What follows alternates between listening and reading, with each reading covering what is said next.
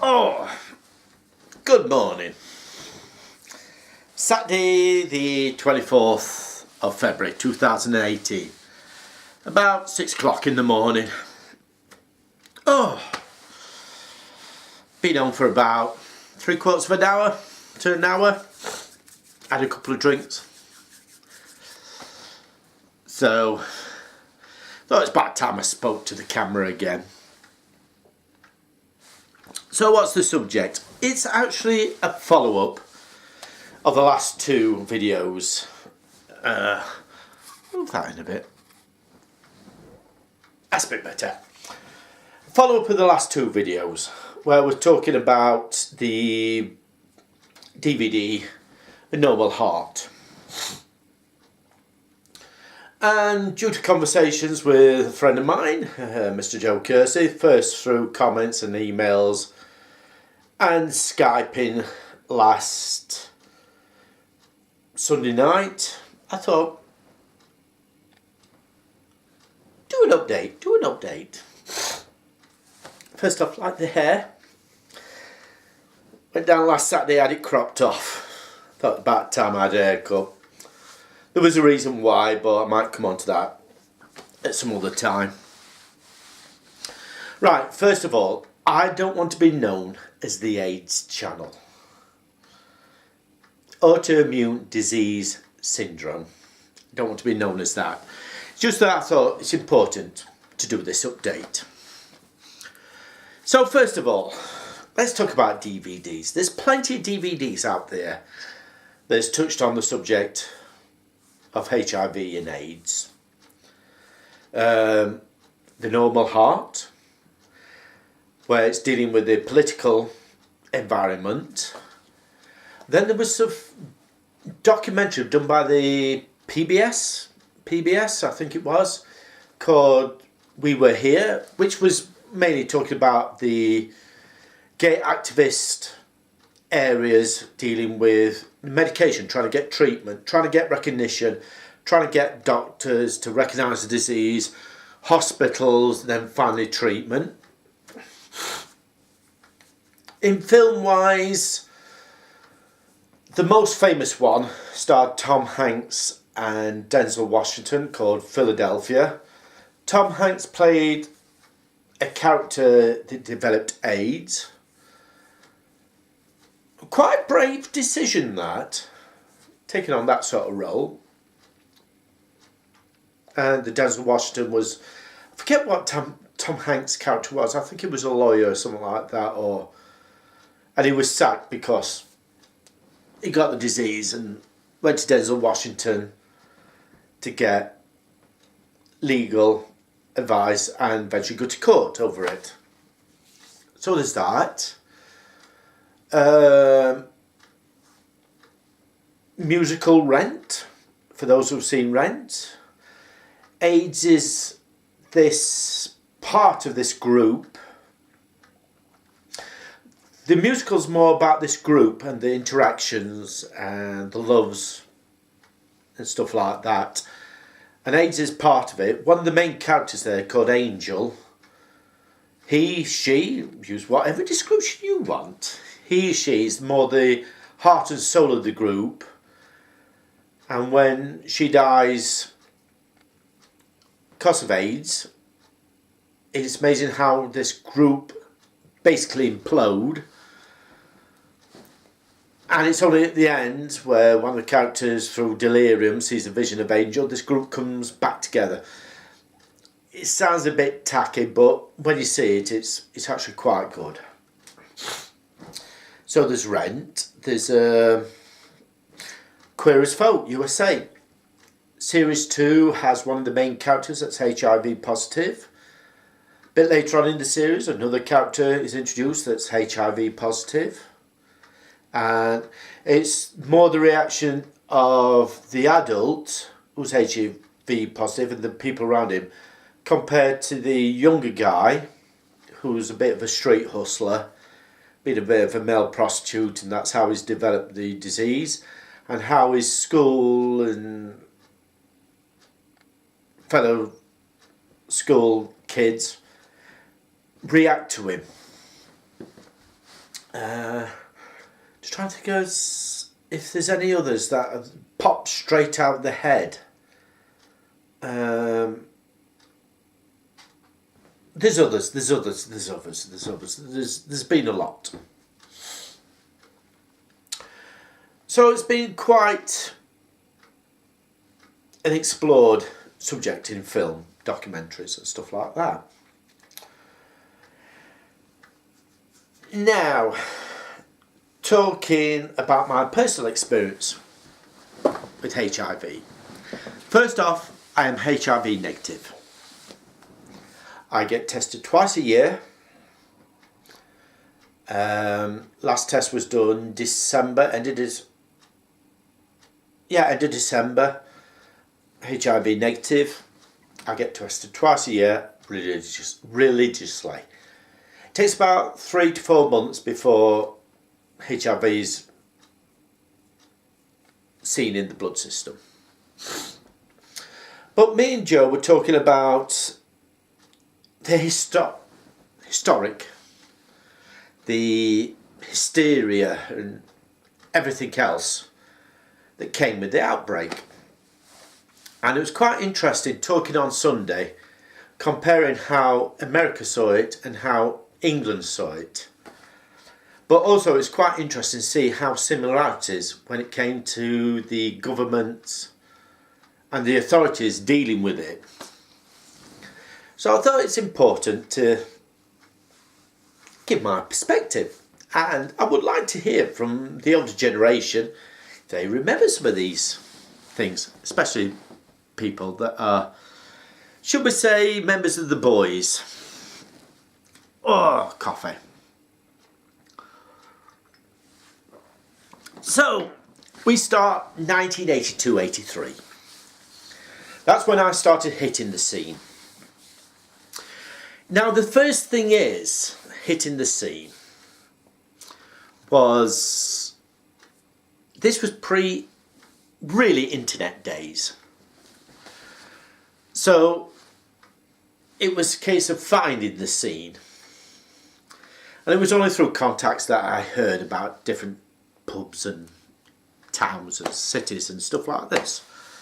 Nothing in my town. So that meant I had to travel. And I thought easiest place was being Nottingham or Sheffield. Anyway, I found out Nottingham was a good scene. And at that time we didn't have a train link there, so it was travel by bus. Which meant going down in the afternoon, coming back. I think the last bus was about 9:30, 10:15. Getting into work up about 11 o'clock. So I started then going to the pubs. Just hang on a sec. Oh.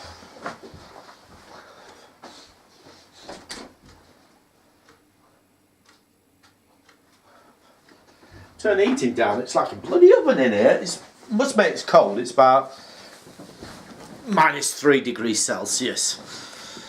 So anyway, like I said, it was hitting the scene. The first thing about this is, it would be late 82, early 83. Drinking. I was underage. I was only 17. But I could easily pass for 18. I could pass for 18 at 16. And these were the days you didn't get carded. You weren't asked for identification. If you went in, behaved yourself, sat in the corner and drank your beer or whatever, as long as you didn't get drunk and as long as you didn't misbehave, everybody turned a blind eye. Barman, the police. It's wrong to say, but even the police turned a blind eye. Unless you started staggering out of there, throwing up, then they'd be questioning you how old you are. The second thing is, obviously being gay. This was the era, it was still, the legal age was 21. So yeah, I mean, I officially wasn't committing a crime because I was under the age of responsibility. People I went with, because I always preferred older guys, were committing a crime. I mean, how ridiculous. I mean, I've said this before in a video, how ridiculous. I mean, at the age of 16, I can say I'm heterosexual and have sex with a woman.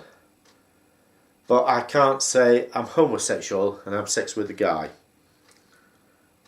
I mean, how stupid is that? It's now 16.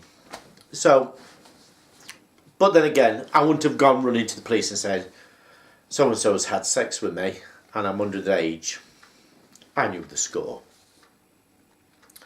So I started going out to the pubs. A couple of clubs in Nottingham. Been going for about 2 or 3 months, and you sort of recognise faces, and you get recognised. Especially being a nice young twink. You get recognised by the older guys, and you get chatting to them, and yes, but you get chatting to them. It'd be 83 time when we started hearing about this cancer. Now, we thought it was localised, such as Nottingham, a cancer cell, I think you call it. Yeah, where it's in the local region. People coming out with this skin cancer, either very dark red, purplish, or in some cases black. Now, shame this. But then the information came out that it seems to only be affecting gay men. So of course we started rationalising it, things like bad rubbers, bad lube, or whatever. Also, we knew gay men had congregated together, so if somebody had something that was transmittable, obviously more gay men would get it. But then it got sort of noticeable. You'd be going into the pubs and you'd be thinking, I haven't seen so-and-so for last couple of weeks. And you'd say to somebody, oh, you know the guy that sits in the corner? I've chatted to him a couple of times. I haven't seen him. Oh, he's badly. Oh, okay. Yeah, it's really badly, you know. So he hasn't been coming out. So this went on about 2 or 3 months. And anyway, one day, we were talking about this. It wasn't the conversation, but now and again, you just start talking about this cancer. And a chap there went, yes, we're seeing a lot of it. We sort of looked at him and said, what do you mean we're seeing a lot of it? He says, well, I'm a doctor at the local hospital. He says, we are seeing quite a bit of it. Oh, okay. Then he came out with this name, Kaposi sarcoma. And we all went, oh, well, that's a fancy name for skin cancer. He went, well, actually, yes and no. He says, but the problem is, it's not endemic to this climate. It's more southern. Now, my friend Joe says, you know, it's Spain, you know that area. We didn't. He just says it's more southern, continent-wise. Oh, okay. No, somebody's been abroad, caught it, brought it back, started spreading it about.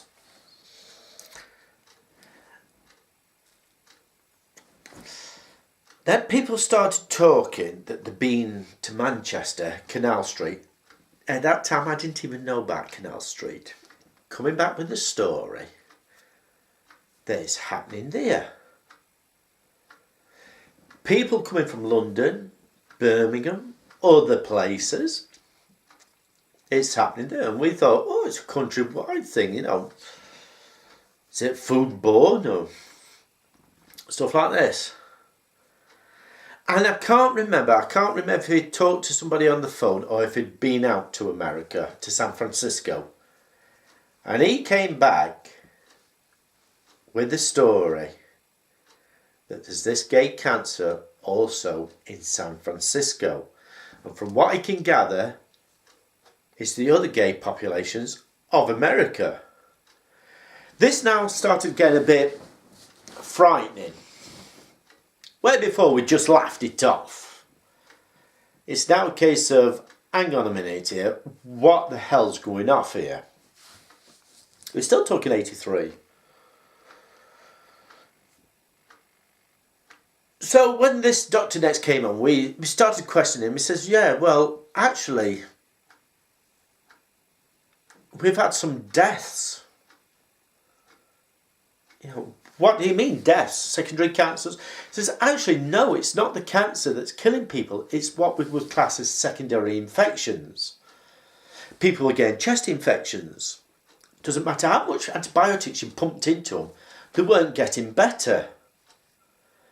People with brain issues, people with heart trouble, and you know, people that have never been diagnosed with anything like this before were suddenly dying of these strange diseases that in a normal human being you'd probably be able to fight off. And that's when we first heard this terminology, autoimmune disease syndrome. And that's why we described it. You know, what's this? He says, actually, even in the medical profession at the moment, we don't know. So some of us started going, well, what do you suggest? He says, well, don't meet in a place like this. He says, because at the moment we're not sure exactly how it's being transmitted. It's being transmitted by touch, kissing. Simply because people are dying of colds, flus and chest infections. It's airborne. He says, at the moment, he says, we are working 110% trying to find out how this is transmitted.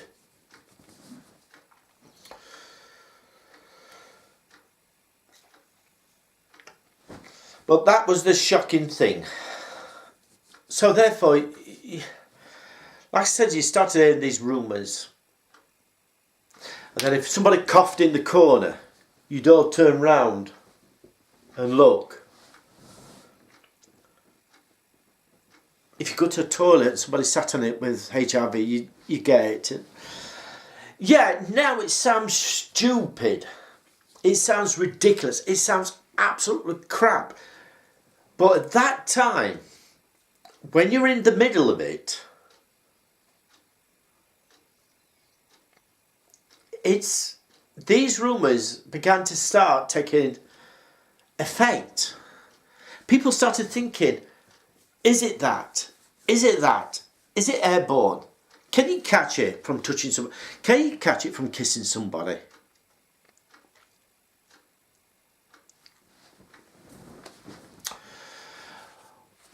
It's sad to say, but one good thing of this was then you got all these organisations, LGBT, Stonewall. One of the first guys, as I understood, that died of HIV, AIDS was a gentleman called Terence Higgins. So the Terence Higgins Trust, they all started working together. Where before they had the petty squabbles and you were either Stonewall or you were LGBT or Stonewall. They started working together, actually saying, also putting pressure on the government to say, you know, this is not affecting your community at the moment, but it could. It's about time you started looking into this.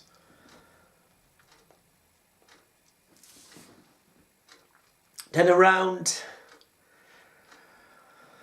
I think the first time I heard the words AIDS, because we'd always been calling it autoimmune disease syndrome, because this is how this doctor described it. Described people dying of this autoimmune disease syndrome. The first time I heard AIDS was personally, 85, 86. I'd read a lot in papers. I mean, you had the papers, you had the bigots. Oh, they had a field day. God's revenge on the homosexuals. The gay cancer. You had people proposing that we set up concentration camps and put all the homosexuals in there to protect the straight people. I've done videos before on the Holocaust. This is what was being proposed by some people. Setting up concentration camps, basically, for the homosexual population to protect the straight population. Just think about that. First off, you lock the homosexuals away. Then something else comes along, so you lock all the Muslims away. Then you lock all the Jews away. And this is how this sort of thing starts. Like I said, the first time I really heard the word AIDS was in 85. And you heard this word and you thought, what's that? I actually asked this one of the doctors, what's AIDS? So it's the abbreviation for autoimmune disease syndrome. Oh, okay. Yes, sure. And then the government came out with these adverts and they were frightening. The first one was a showing of this iceberg. There is a new disease. This iceberg, closing up on this iceberg. Only 20% of the population show signs that it goes underneath the water. It shows this great big iceberg underneath, but how many people are carrying it? Read this leaflet. Another one was this mountain exploding, and then you got this bloke carving, there's a new disease, and say this, and it was basically a tombstone with the words AIDS across. And as it fell to ground, you saw somebody throw a lily. The great song. Because at this time, that was the reality. If you got AIDS, the chances are it's a death sentence. So they came out in 88, then it was 86, 85, 86, then it was shown to be this virus, HIV. Bodily secretion, transmittable. Mainly blood, borne type of thing, so you were talking things like intravenous injectors, drug addicts. You were talking about anal sex, so you were talking about condoms and wearing condoms, protective sex, that type of thing. Fair enough. At last, we're getting some information. At last, somebody's woken up and said, this is serious. The only thing was, when you heard all these experts, all these MPs talking, you got the impression that they didn't exactly believe what they were saying.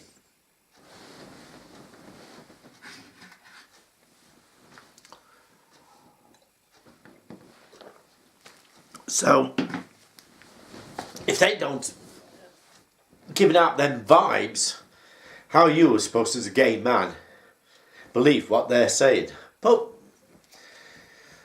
through these organisations, Stonewall's, we began to get information. We were getting information sometimes before the official recognition came out, because people were in contact with America, people were in contact with France, people were in contact with here, people.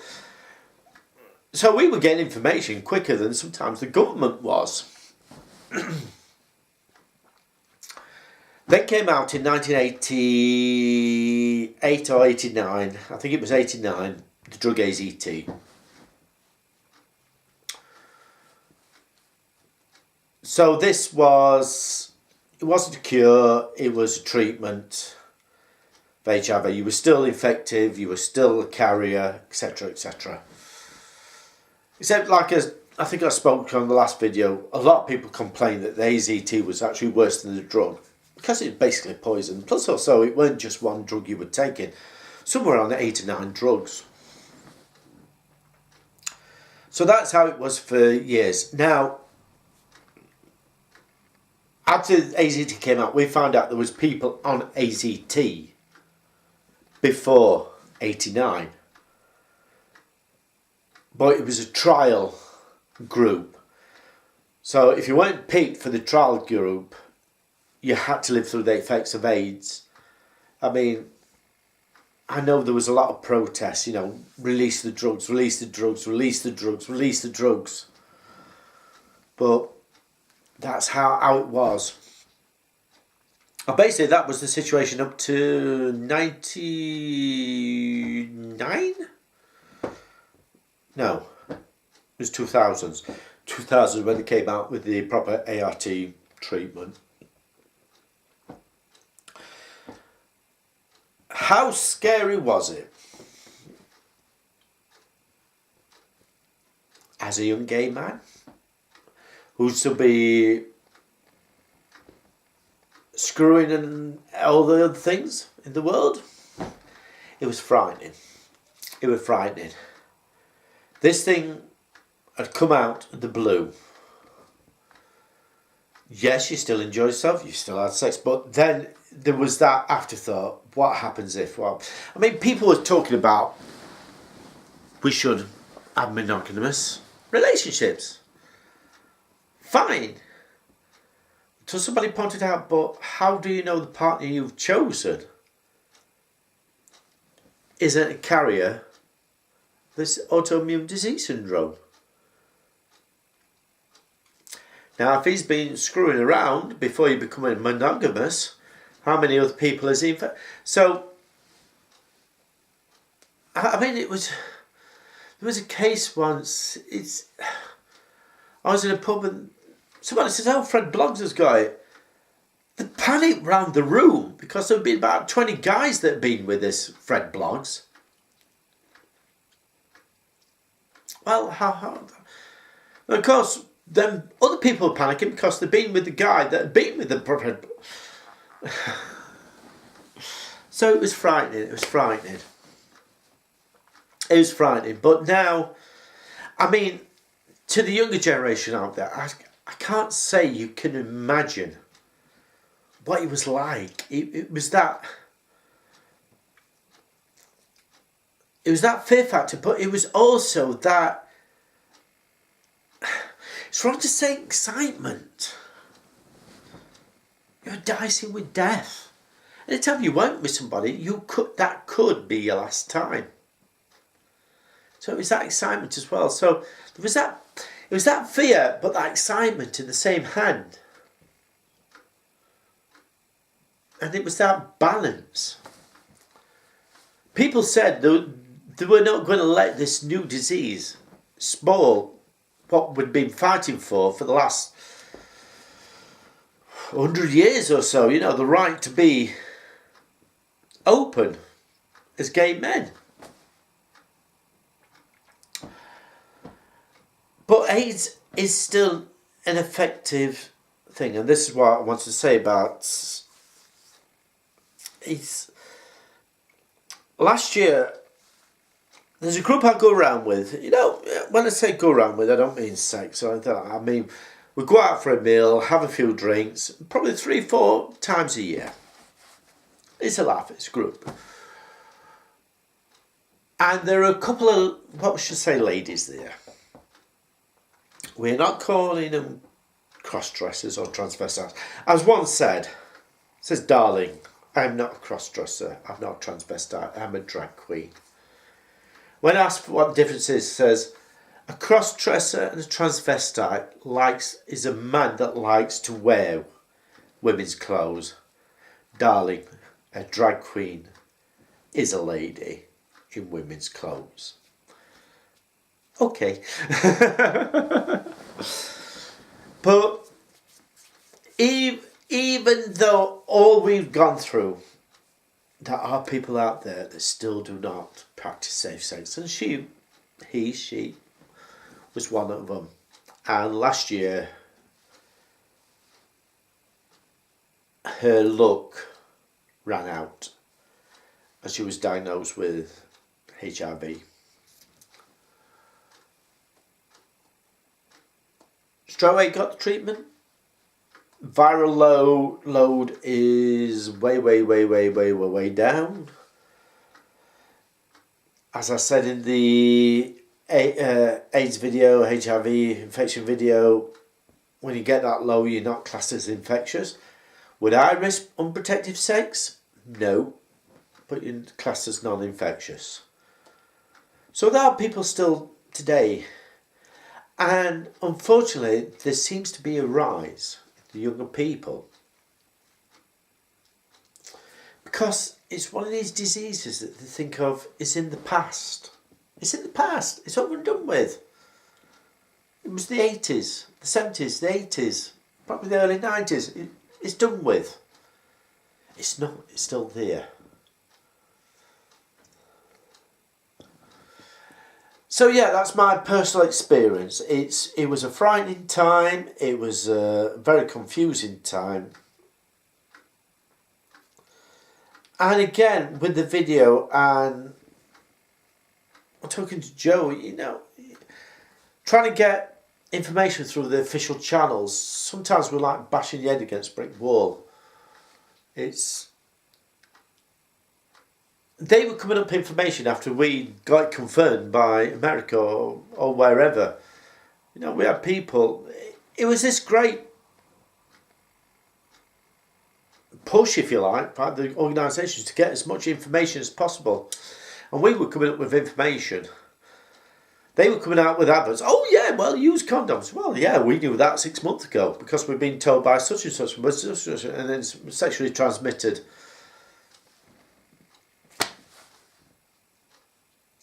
But yes, that's just a quick history. My personal history of the AIDS epidemic, if you like. It's calmed off, but we have to be cautious.